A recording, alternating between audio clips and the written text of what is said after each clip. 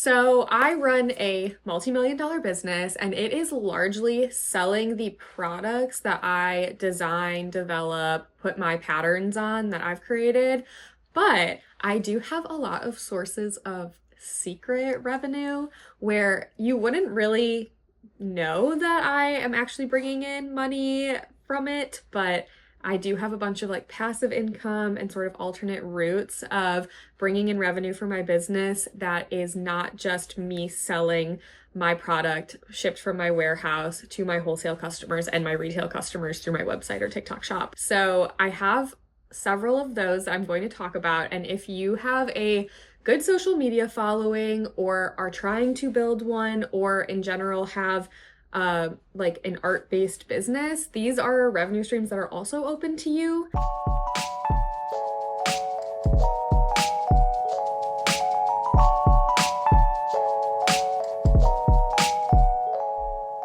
So the three main revenue streams that I have outside of selling my products are my affiliate links, my licensing deals, and my YouTube channel. And then I also have an additional platform that I sell on that a lot of people who shop for me don't realize, which is Amazon. So I sell my products on Amazon and we ship to an Amazon warehouse instead of fulfilling the orders ourselves like we do for everything else that we offer.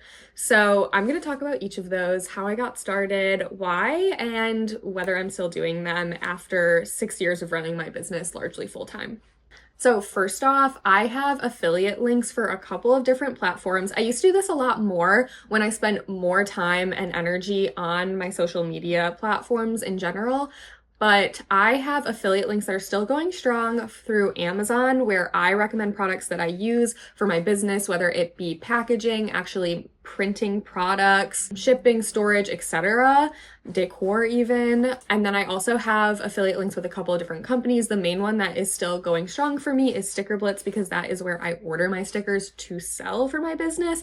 And other people who sell stickers can also use my code to get 10% off if they order through Sticker Blitz. And I have a whole video comparing all my sticker companies, but I have tried a bunch and that's the one that I like the most, which is why I recommend them. Amazon links, like I said, are a lot of like decor in my store, storage shelves, things like that. And I have them embedded in my blog posts or I link them on my social media pages when they're relevant. It's not something that I try to push super hard, but if people want to know what I'm using, I send them my affiliate link and I get, I think like a couple dollars for every like, I don't know, couple $100 or something that the links bring in. So it's not like a huge amount of income, but it does just passively bring me revenue every month. Number two is a lot bigger of a bubble, I would say. I have a lot of licensing deals. I've had several on and off throughout the years. I would say the biggest one revenue-wise is my first coloring book that I did through a publisher. So that's like royalty-based publishing. Technically, I'm an author, so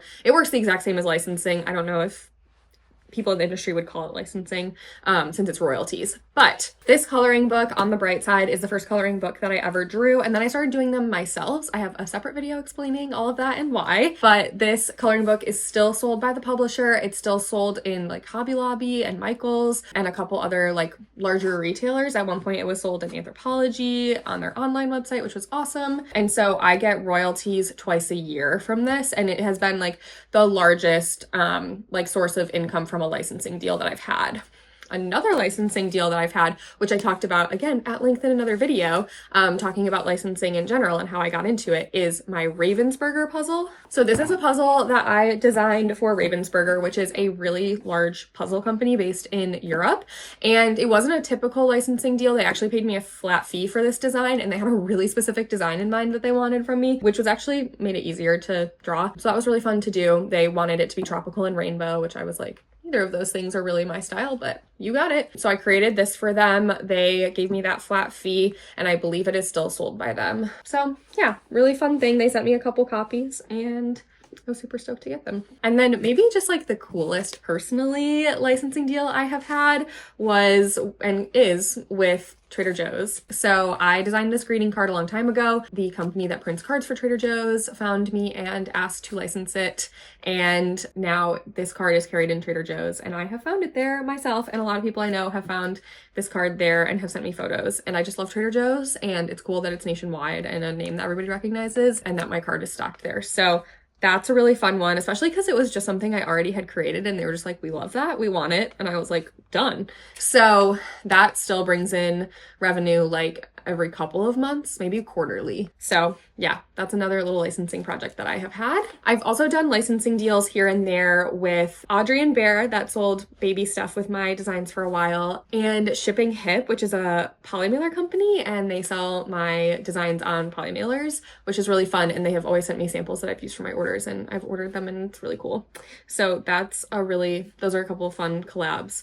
And then I also have my Discontinued Patterns on Spoonflower and Carriage House Printery, and those are fabric printing websites where you can choose what type of fabric you want and the pattern and how many yards, and then they'll print and ship it to you. And so if you are someone who likes to sew, you can always order my Discontinued Patterns through those sites, and that is also just passive income that gets sent to me every month. And how do you make that income in these deals? Do people find you? Do you seek them out? And how much of it do you get paid since you created all the art? Yeah. So people will either send me a DM asking to collab, or I'll reach out to them and see if it's something that will work. I feel like a lot of the best deals have come from people reaching out to me because the person who is like in charge of that company is really interested in my art already, versus like cold calling, I think takes a lot more effort. So I kind of just let it come to me because I am more focused on my business and selling my own products. But if someone is really interested in licensing, I'm usually pretty open to it. And usually I get somewhere between like 5 and 10% of the either wholesale or retail price, depending on the situation. And so it's like not this huge chunk of money, but also I'm not paying anything like upfront. I'm not paying for inventory or anything like that. I'm just getting the money after the product is sold. So it's pretty like, that's why it's so passive. It's just like I sit here and wait for them to send me the money. But there's also not a lot I can control as far as like trying to maximize sales other than just creating more designs. But I'm more interested in creating designs for my main business, so I don't put a ton of effort into that. But it is like a really nice side thing to have going on for sure. Obviously, another source of revenue for me is YouTube. So YouTube does run ads on my videos and then pays me like ad revenue. And we get like several hundred to maybe like $1,000-ish a month, depending on the month. And so that's generally what the channel brings in, and we put out a video every week. So it's obviously like a lot that goes into recording and making YouTube videos. And I kind of do it because I just think it's great to have a presence on the platform. Plus it's awesome to just be able to like connect with people, get ideas, just have sort of like comments from followers and hear people's feedback. And I also like to be a resource for other small businesses. So I think that is really fun and rewarding, but also we get paid. So that's great. Honestly, like I think the ad revenue is super wonderful, and like we could probably make YouTube a full-time like whole thing here. But again, I'm just so focused on like trying to build the business as far as like selling product to my customers that it's a like really solid side project. And I think it is something that a lot of business owners should look into, especially because YouTube will pay out a lot more than anything you could get from like a TikTok or Instagram creator fund setup. I don't think Instagram even has one anymore. I don't really know what the status is there. Another great thing about YouTube is that it is very search based. So if you are looking for a particular video, you could find my video from 5 years ago and then watch it, and I'm still going to be able to collect the ad revenue on that, versus like once a TikTok or an Instagram reel are posted, they kind of just die out after like a couple of days or a week or something like that. So YouTube is just a really great way to like collect people who are interested in the business, who may eventually become customers or just followers, like even years after we make the video. So that's a really fun thing about the platform that makes it like super worth it. So yeah, YouTube I think is my favorite social media sort of revenue source, and is also just really fun to do. And then fourth sort of like secret income source for the business that is actually more like selling my products direct to consumer, but isn't actually shipped out through our warehouse is Amazon. So we ship like the products in their bulk cartons to Amazon, and then people purchase through Amazon and it gets shipped to them, and Amazon handles customer service and all that. So it's nice that that's off of our shoulders. Obviously, like we don't get as big of a chunk of the sale as we do when we fulfill it ourselves. So it's not like something that we direct our customers to, especially because we have more control over like the whole customer shopping experience through our own website.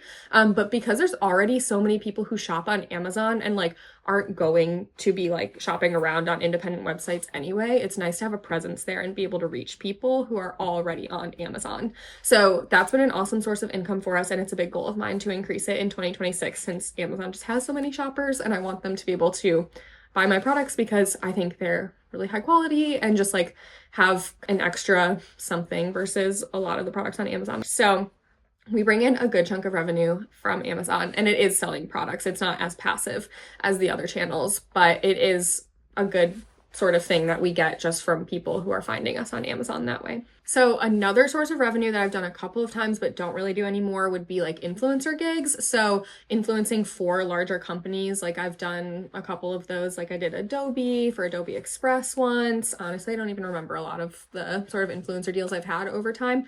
But that's sort of another source of revenue if you have a decent sized following. I don't do a ton of it anymore because it is really labor intensive and not as passive, but it's not actually selling a product. It is being an influencer.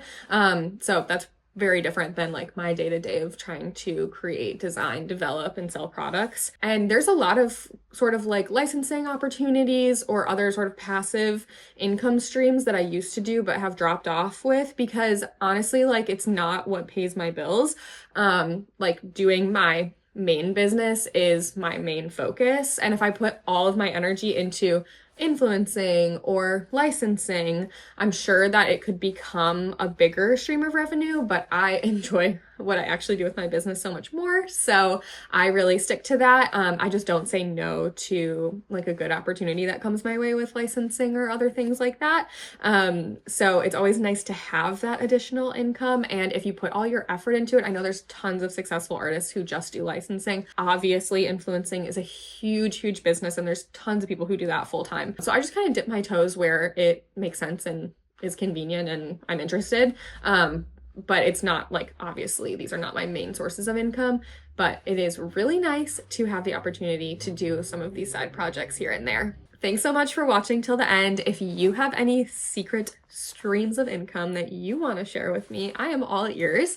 And if you want to hear more, just let me know what questions you have in the comments. Don't forget to like and subscribe for more small business tips and stories.